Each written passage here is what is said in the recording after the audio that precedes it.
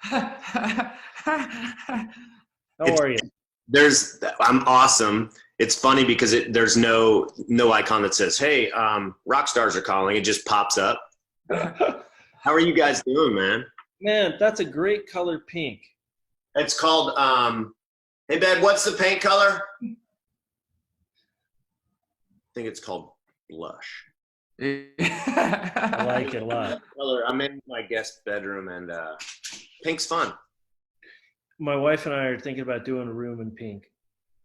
I'll send you the paint code. It's Benjamin Moore. Blush. Okay, that's great. Blush. Hey, you guys, are you how far apart are you guys right now? We've been around each other since mid-February, nonstop. It's been wonderful. Hell of a time. I think it's cool. I guess it's the same kind of thing as like being around family and stuff. Like once you're around them, like why would I start social distancing in a twin bed with my wife right now? Mm-hmm. I actually got an antibodies test, and I've never had the virus, apparently. I want to flash back for a second real quick. The first time I met Mr. Flowers was at Lollapalooza. What year? It was I guess maybe 3 years ago. Oh, recent Lollapalooza. Yeah, and so I was up there on behalf of iHeartRadio for the alternative stations and stuff. And that's why I have this. It kind of looks fake. You know how at festivals they put in the trailer the fake rug and the furniture for the plants? Did you poach that from Lollapalooza? Yeah. That's great. And you walk in and you're wearing this beautiful black suit. It reminded me of a Matador suit. Yeah, it's a little bit Matador, a little bit mariachi, a little bit Matador. And then we're just talking and it's going well, and because I'm sure you remember it. And all of a sudden I'm like, what is that smell? And I look down and it's your beautiful black leather boots. The leather was so pungent. For real, like no joke, and they were beautiful boots. I'm glad you remember that. I know the suit you're talking about. I remember, it's weird. I'll remember specific gigs what I wore if it was like a monumental gig, and Lollapalooza was. So it was a Ray Brown suit, Ray Brown piece that I was wearing. I'm feeling very. No, it's a piece. Remember my 501s that I was wearing? Are you in Vegas right now? We're in Utah. Got it. What's it like living? Do you guys both live in Vegas? I moved to Utah a few years ago. Oh, you did. Yeah. Got it. Because I wanted to ask you, like, when you live in Vegas, because I'm in Washington, D.C., so we go see the monuments from time to time if somebody's in town. Did you guys ever do that with family or friends? Would you ever go see the site? Yeah, that's what people come to Vegas. You have to show them around. But, I don't know if we would go. We worked there, though. Yeah. So we were there quite a bit. Yeah. We don't go there for fun. Yeah. I always wonder that from the local perspective. It depends. I love the quintessential Vegas things like valet parking and the getting to know them, and then like knowing that, oh, he's going to take care of me. I'm going to leave his car up. That kind of, I kind of loved that idea of Vegas. Now that's gone. And that stuff's starting to go away. But yeah, so that's the kind of thing I would go to the Strip more than your average Vegas resident probably. Got it. We don't have to talk about Vegas except for 2 more points. Lotus of Siam. I love that restaurant. The best. Mm-hmm. Well, there is, okay, I'll take 2 quick anecdotes. There's a place in LA that rivals Lotus. Night Market Song. And we played our first time in Bangkok, and some of the royal family came to our gig, and they knew about Lotus of Siam. That's how badass it is. We talked to them. When they go to Vegas, they eat at Lotus of Siam. Oh my God. Royalty, dude. That's kind of awesome. That is, oh my God. That's pretty cool. Everyone should go off Vegas in a minute, but I wanted to tell you that I hosted a bachelor party. I know people never do that in Vegas, but I took this bitch to Lake Mead and rented a houseboat for a few days, and we just hung out. And that lake is just, it It looks like Land of the Lost. Yeah. But it's beautiful. Yeah. It was stunning, and I'm so glad we did that just to get off the strip, you know. Yeah. It's an underutilized spot. It's not far from the strip. It's probably 40-minute drive. Yeah. Yeah. That's the nice thing about Vegas is people don't think of it has a wealth of beauty outside of the strip, which is just sitting in a bowl. You've got so many different, options for nature. You've got a forest, you've got high desert, you've got a lake, you got sand dunes. It's all around there. So it's sort of underappreciated.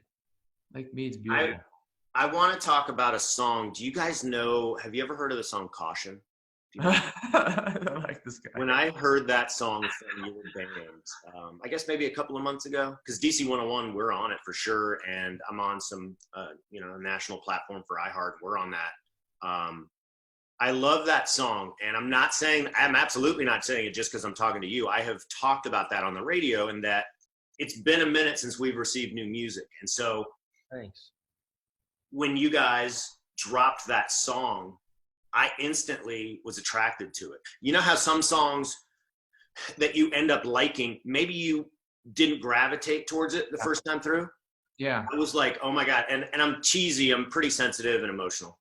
But it gave me goosebumps because I love the Killers. And when I heard it, I was like, oh my God, they are back. And it just sounds so good. And it's innovative, right? But kind of a nod to the rest of the music that you guys have done over the past five records.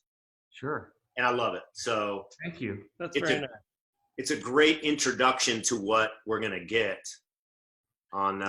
Yeah. We're really excited about My Own Soul's Warning. That's going to be coming to be the second single, but we're really, you're always a little nervous. What's going to be the face of the record? And it's nice that Caution is doing so well and that people are gravitating towards it. And it is one of our more immediate songs. Even songs that we've had that have had success haven't always just clicked with people right away, but this one seems to click right away. Mm-hmm. Are you dropping a song? Are you dropping Fire and Bone today? It's like, it's an instant graft track. So yeah, we're going to do 3 more instant grafts before the record's out, and then a second single. Are you guys still, did you change the date of the release for the record? Yeah, we had to. They wanted to push it. Well, 2 reasons. This whole bug that's going around. Yeah. And because of the bug that's going around, we were in mixing mode. We have so we're trying to mix from remotely, and okay. that's a son of a bitch. But I think we've got 2 more left. We're almost there. Almost done.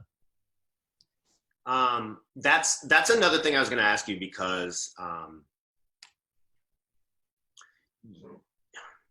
I wondered if big pause.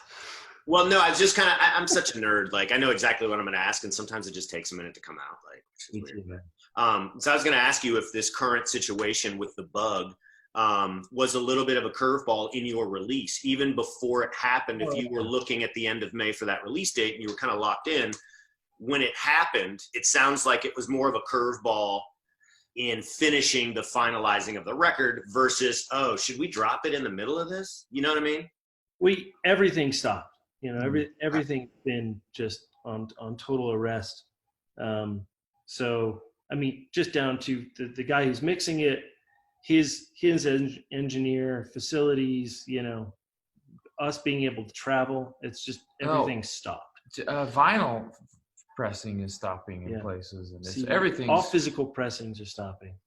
I didn't even think about the vinyl piece. Yeah, so we're figuring it out. We're gonna get it. We're gonna get there. Do you guys what are your emotions when the lights go out and you're about, whether it's a smaller club show or a big performance, 30 seconds before the Killers take the stage? Do you guys get butterflies still? Like, yeah. I had a little bit of butterflies before you guys called in, not out of nervousness, but just because I'm amped up to talk to you guys, and I like your band, and I have. So, like, what are those emotions like? You can tell a lot about how the night's going to go when the lights go out, and you hear, we're back there. We hear what the reaction is out front. Yeah. And when it's really loud, and you know that they're excited that you're there, and that can give you a boost. And then there's the other end of it where it's not as impressive of a howl when the lights go out. And then you know you got a little work to do. And they're both of those are kind of equally exciting. Yeah. We kind of like those shows maybe more. It makes us try harder. Yeah. And it's always a ride. It's always a ride I look forward to. But you already have your set lists up. So it's not like you can turn to each other with drumstick, guitar, and microphone in hand and say, yo, this crowd, we got to pump this shit up a little bit more. So let's switch up. We change it all the time. We'll switch it up. No way, dude. Yeah. If we're reading the crowd, we need to make some adjustments. Yeah.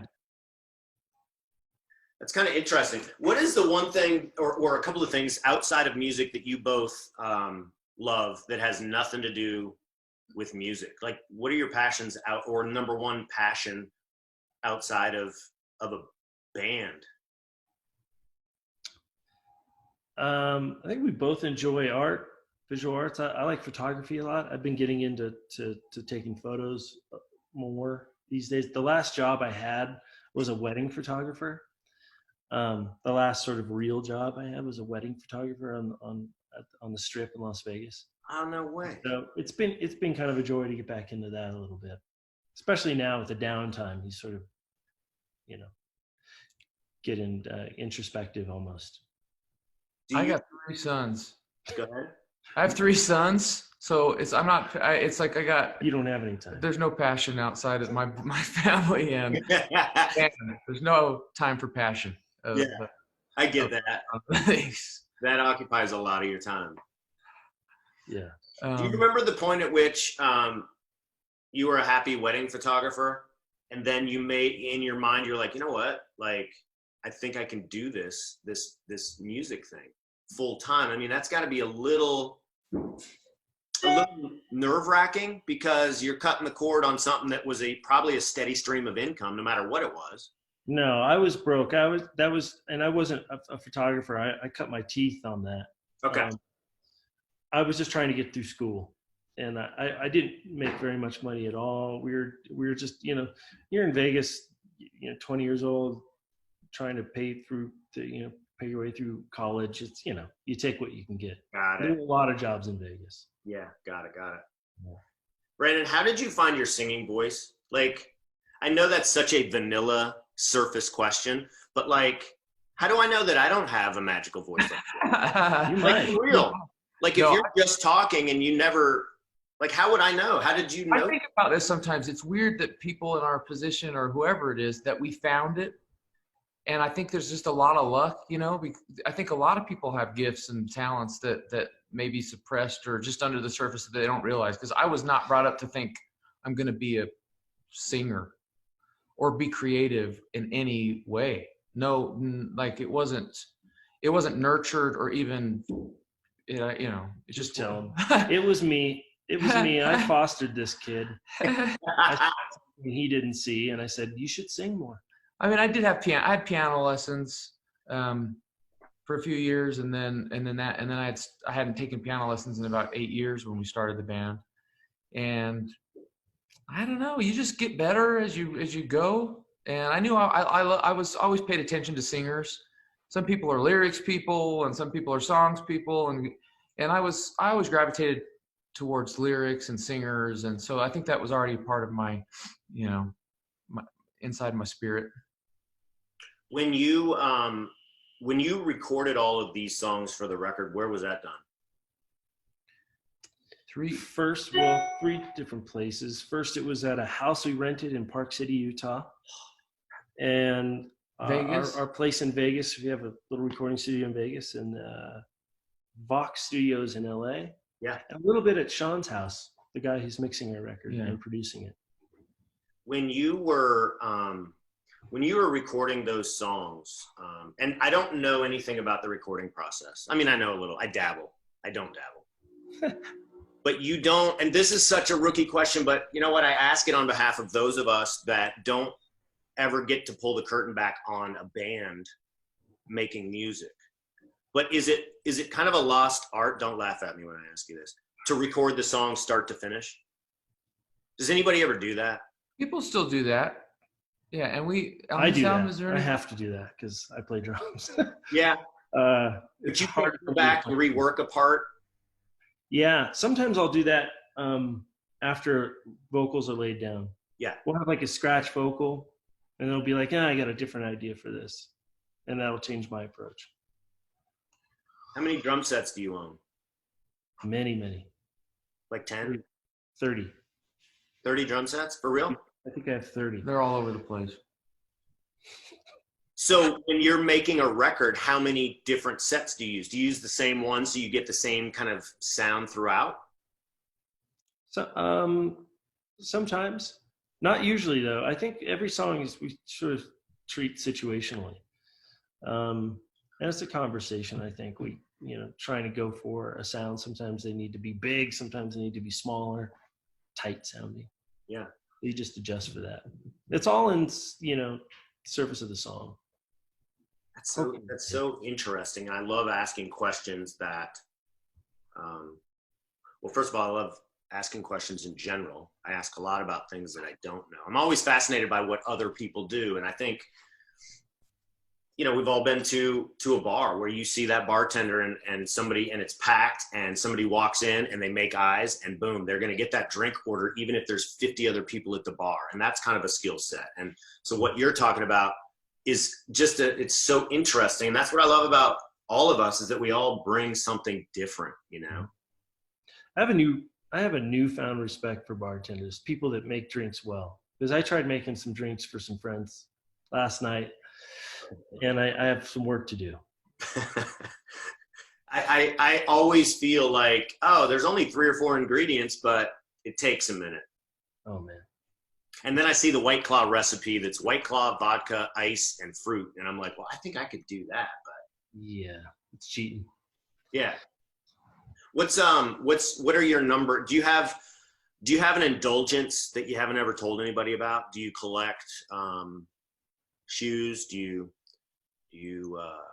I don't know, it doesn't have to be a material thing, but maybe do you hike, or what do you have that it's sort of in line with what I asked you a little earlier? And granted, you have 3 children and that's a busy schedule, but like when it's dad time or it's your time, do you have a super duper indulgence?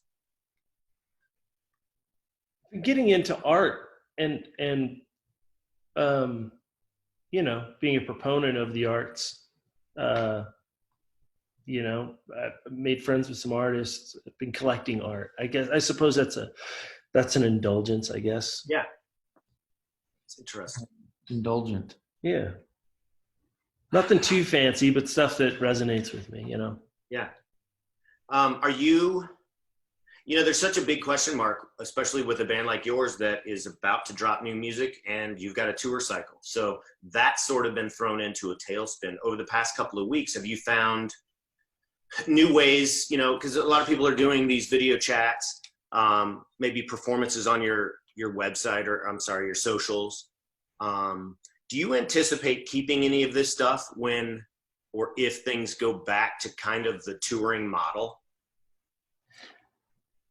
Well, we were just talking about that. Like, we're getting involved in doing these video conferencing and Instagram Live in a couple hours. We can't turn off. It's going to look like we turned off the lights if we don't continue to do that. Yeah. But it's kind of a new thing for us, so we're dipping our toes in little by little. But it's necessity now.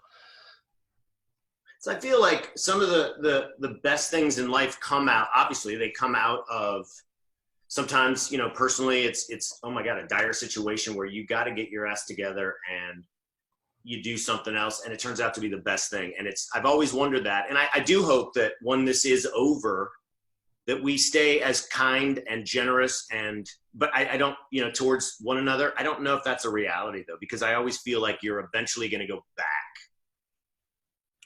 Well, he doesn't have to. I'm not trying to be Donnie Downer. No, but damn, Donnie. Damn. Donnie. Will you refer to me as Donnie the rest of the? Listen, Donnie. I am pleasantly surprised by the sort of communal response, the kindness that has come out of this.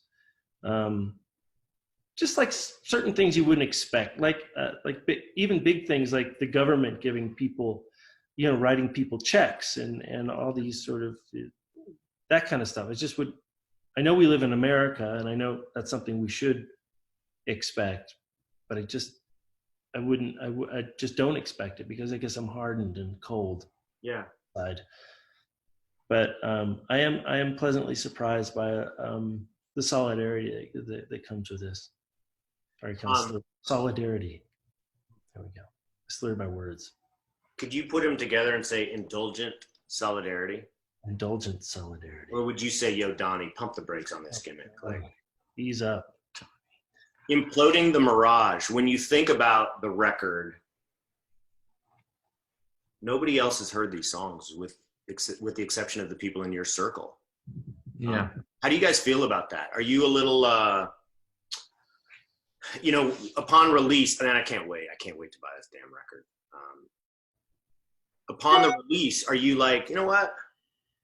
I want to keep these to myself. I mean, I guess that kind of goes against everything you do to make the record in the first place. But isn't there a little, it's such a personal thing that only you guys know about right now.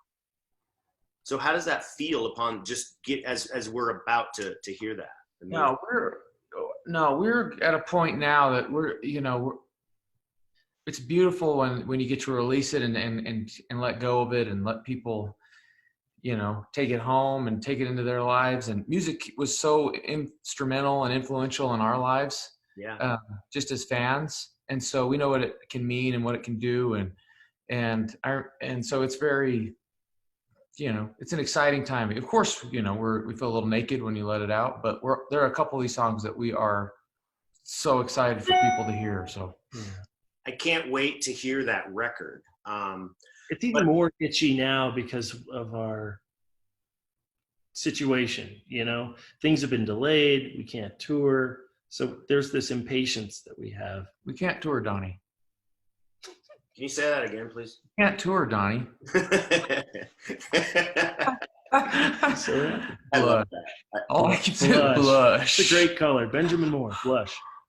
Can I just show, do you guys have animals? Do you guys have animals in your lives? Yeah. Do you have one in the place you're at now? Where is it? Boxer. Because I was going to ask what kind of animal, and I was waiting for you to say like a bear cub or something like. Boxer. Close. This is my little superstar. She's a little sleepy. Can you see that sweet dog? Oh yeah. Looks like it's part wean. Hold on, I'm going to show you something. Yeah. Is that a wiener? It's a dachshund mix. Wean. So I live up on this, right outside my house. We saw these tracks. Oh. This is my kids. Can you see this? This is two of my kids laying next. Look at those. Look at how big that mountain lion is. Dude, are you for real right now? Look how long is that crazy? This pink color. Anyway, mountain lions. That's a mountain lion? Yeah, that's a mountain lion. I got cats. They're not, they aren't always skittish, man. And that makes me nervous. I know, it freaks me out a little bit. The kids, when they're out, they're not allowed to go out on the mountain alone. But they have these bear bells and these alarms that you can have. But still, in the heat of the moment, if you're getting attacked, you're not. I don't know. Anyway, we don't let them go out too. Here, kitty. Yeah, that's an interesting. I mean, because I grew up in Bellevue, Washington, outside of Seattle, and I remember playing as a kid. My moms have voices. Parents have voices when it's time for dinner. And it's like, those are the things we dealt with. Man, I hope mom doesn't call us for dinner. Let's keep riding dirt bikes or whatever. And now you're like, yo, don't go out at night because the mountain lions. Yeah. That's a weird, it's weird. Oh man, that's weird. That's weird. Do you ever have this situation as a dog owner where I just put this beautiful coat on and I found one of these in there? It's a dog bag, bud. Stop. That is what I'm talking about. My shit mitt right here, buddy. Oh my gosh. There's a real bond between the two of us right now. Yeah, I'm just gonna get out of here. Okay. I'm so appreciative of the time. I can't wait to buy the record. Thanks, man. You know, and it sounds like there's going to be a vinyl option. Oh, definitely. Okay. Yeah. Do you guys own record players yourselves? Yeah, I do. I have that's all I have are records. Yeah. I'm only I still listen to the radio. So he's like radio and YouTuber. And okay. Yin and yang. Yeah. I just saw yesterday that YouTube posted its first video 15 years ago yesterday. Can you believe it's only been 15 years? Yeah, go back and watch that video. It's interesting. What is it? It's just the guy. It's a dude posting the first video on YouTube. It's interesting. You're a dude. Dude. Will you, since you're a radio listener, will you listen to DC 101 sometime at night? 7 to midnight? Yes. Thank you guys for the time. Thank you. And we'll see you at some point on the road. And come say hi with us. Drink a beer with us. Yeah, I'd love it.